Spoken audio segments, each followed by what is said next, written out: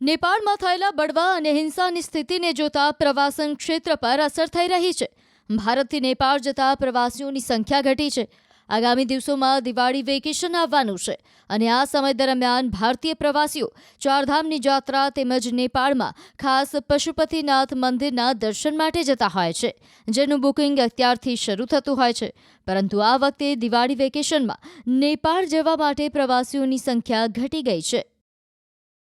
રાજકોટ શહેરના લગભગ 25 થી 30 વ્યક્તિ હશે. કાલે અમારી પાસે 7 જણાની વ્યક્તિની માહિતી હતી, પણ અમે લોકોએ જ્યારે ગ્રુપમાં મેસેજ છોડી અને બધાની માહિતી માંગી તો અમારી પાસે માહિતી જાજી મળતા અમને અંદાજ લગાડ્યો છે કે 25 લોકો નેપાળમાં ફસાઈ ગયા. નેપાળની જે આજ વખતનું બુકિંગ સારું હતું, પણ અત્યારે ડ્રોપ કરવામાં આવ્યું છે, કારણ કે ત્યાંની પરિસ્થિતિને ધ્યાનમાં રાખી અને આગળની દિવાળીના પછીના જે સપ્ટેમ્બરના એન્ડિંગથી માંડી અને આગળ દિવાળી પછીના ટાઈમિંગમાં જોવાનું હતું, એટલે હવે અત્યારે તો ડ્રોપ ઉપર અમે લોકોએ મૂકેલું છે, કારણ કે ત્યાંની પરિસ્થિતિ સારી ન હોય તો કોઈ યાત્રીઓને મોકલવાનો ફાયદો નથી.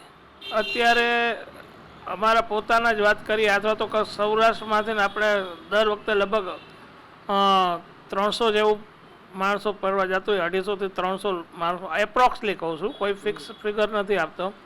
પણ અત્યારે અમે લોકોએ અમારા જે ગ્રુપના જેટલા લોકો છે એને અમે ડ્રોપ ઉપર કરેલા છે. લગભગ 150 જણા જેટલું થતું હતું, બધા અલગ અલગ ગ્રુપમાંથી થઈને, અલગ અલગ એજન્ટના થઈને.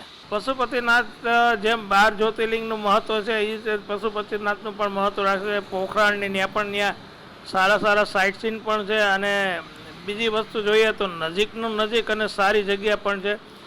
કોઈ લેંગ્વેજ પ્રોબ્લેમ પણ નેપાળમાં આવતો નથી. કોઈ ખાસ કરીને ત્યાં એના માટે વિઝા કે પાસપોર્ટની પણ જરૂર હોતી નથી. એટલે માણસો જેની પાસે પાસપોર્ટ વિઝા નથી હોતા એ લોકો પણ નેપાળ જઈ શકે છે અને સેકન્ડ કન્ટ્રીમાં એને એન્ટ્રી થઈ શકે છે એમ. એટલે એ લોકો નેપાળ આ રીતે પણ માણસો જતા હોય છે. દિવાળીનું વેકેશન એ ઇન્ડિયાને એક એવું વેકેશન છે કે જે ઓલ ઇન્ડિયા લેવલે લાગુ પડે છે.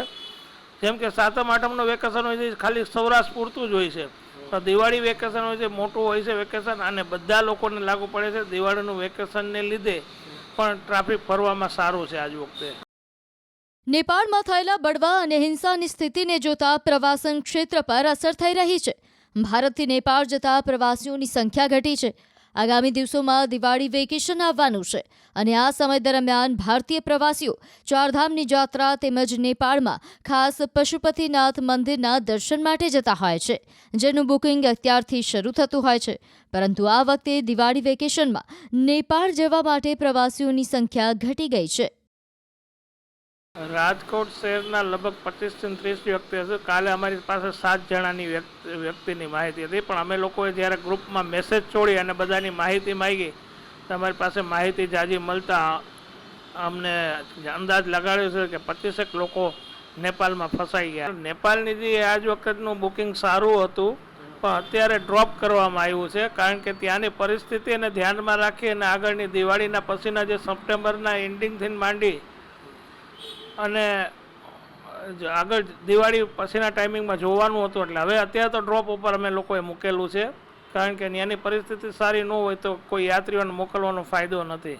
અત્યારે અમારા પોતાના જ વાત કરીએ અથવા તો સૌરાષ્ટ્રમાંથી આપણે દર વખતે લગભગ 300 જેવું માણસો ફરવા જતું હોય, 250 થી 300 માણસો એપ્રોક્સલી કહું છું, કોઈ ફિક્સ ફિગર નથી આપતો. પણ અત્યારે અમે લોકોએ અમારા જે ગ્રુપના જેટલા લોકો છે એને અમે ડ્રોપ ઉપર કરેલા છે. લગભગ 150 જણા જેટલું થતું હતું, બધા અલગ અલગ ગ્રુપમાંથી થઈને, અલગ અલગ એજન્ટના થઈને. પશુપતિનાથ જેમ 12 જ્યોતિર્લિંગનું મહત્ત્વ છે, એ રીતે પશુપતિનાથનું પણ મહત્ત્વ રાખે. પોખરાણની ત્યાં પણ ત્યાં સારા સાઇટ સીન પણ છે, અને બીજી વસ્તુ જોઈએ તો નજીકનું નજીક અને સારી જગ્યા પણ છે. કોઈ લેંગ્વેજ પ્રોબ્લેમ પણ નેપાળમાં આવતો નથી. કોઈ ખાસ કરીને ત્યાં એના માટે વિઝા કે પાસપોર્ટની પણ જરૂર હોતી નથી. એટલે માણસો જેની પાસે પાસપોર્ટ વિઝા નથી હોતા એ લોકો પણ નેપાળ જઈ શકે છે અને સેકન્ડ કન્ટ્રીમાં એને એન્ટ્રી થઈ શકે છે એમ.